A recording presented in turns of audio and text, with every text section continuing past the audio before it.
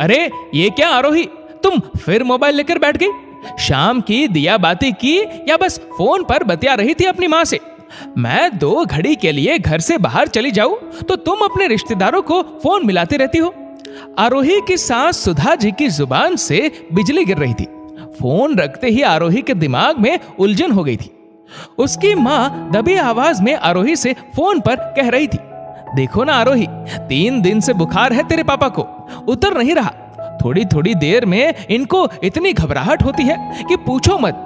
तुझसे बात करना चाहते थे इसलिए फोन मिला दिया। सौरभ ले गया था पापा को डॉक्टर पे दिखाने, कल तक देख लेते हैं, नहीं तो दूसरे डॉक्टर को दिखाएंगे। आप भी हद करती हो मम्मी, पहले क्यों नहीं बताया?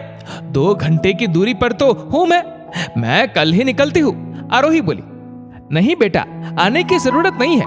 क्या हम जानते नहीं कि तेरी सास को तेरा मायके फोन करना या मायके जाना पसंद नहीं है? बेवजह तेरे घर में तनाव हो जाएगा, माँ ने कहा। आरोही ने 2 मिनट अपनी माँ से बात कर फोन रखा ही था कि उसकी सास सुधा जी का घर में प्रवेश होता है और फिर उनका प्रवचन शुरू हो जाता है। आरोही कहना चाहती थी कि क्या वह दुख तकलीफ में अपने मायके वालों का सहारा नहीं बन सकती? क्या फोन पर भी हालचाल नहीं पूछ सकती? लेकिन संस्कारवश कुछ न बोल पाती थी। तभी सासुमां का फोन धनधनाया। उधर से उनकी बेटी यानी आरोही की ननद जया का फोन था। आरोही ने घड़ी की तरफ देखा, पूरे 40 मिनट हो गए थे उसकी सास को अपनी बेटी से बात करते करते। ये कोई आज की बात नहीं थी, हर रोज यूं ही बातों का सिलसिला चालू रहता था। सब रिश्तेदारों की खबर एक दूसरे को देती रहती। सुधा जी ने अपनी बिटिया से बात करके फोन रखा और अपने पति आलोक जी से बोली, आज मन बहुत भारी हो गया जी। जया बेचारी बहुत थक जाती है, ऑफिस का काम, घर का काम, उसकी सास भी बैठे बैठे ऑर्डर देती जाती है।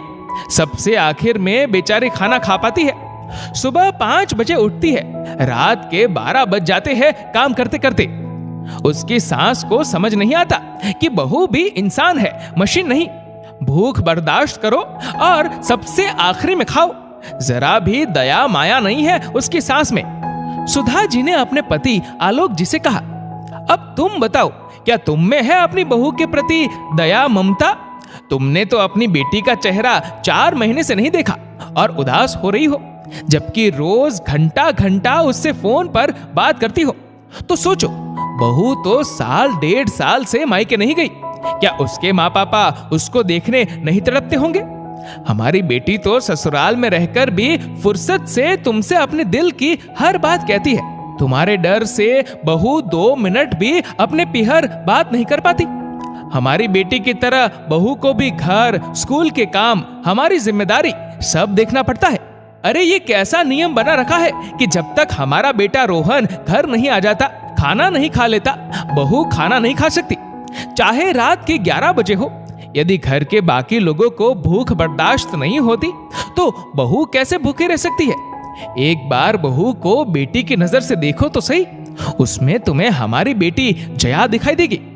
सुधा, छोटी छोटी बातों को समझो और प्यार की खुशबू से घर को महकाओ।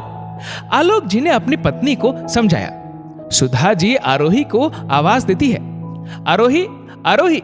कोई जवाब नहीं आया।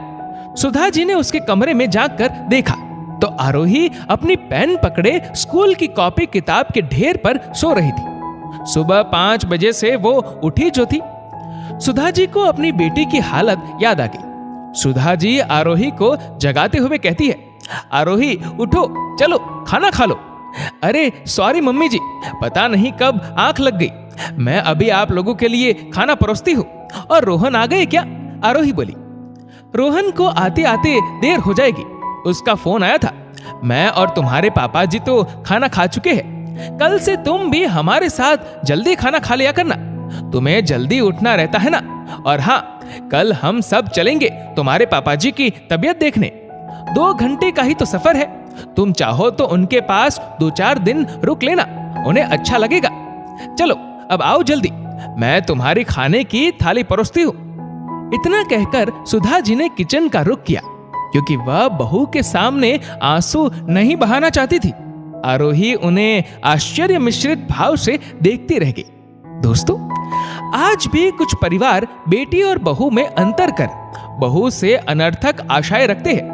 बेटी और बहू के लिए अलग अलग मापदंड ना बनाए, जैसी बेटी वैसी बहू। इस वीडियो को लेकर आपकी क्या राय है, नीचे कमेंट करके जरूर बताएगा। और अगर आपको वीडियो अच्छा लगा हो तो इस वीडियो को लाइक करेगा, शेयर करेगा ज्यादा से ज्यादा लोगों तक। और ऐसी ही और भी इंस्पिरेशनल वीडियोस के लिए सब्सक्राइब करें हमारे यूट्यूब चैनल को और फेसबुक पर फॉलो करें हमारे पेज को। धन्यवाद।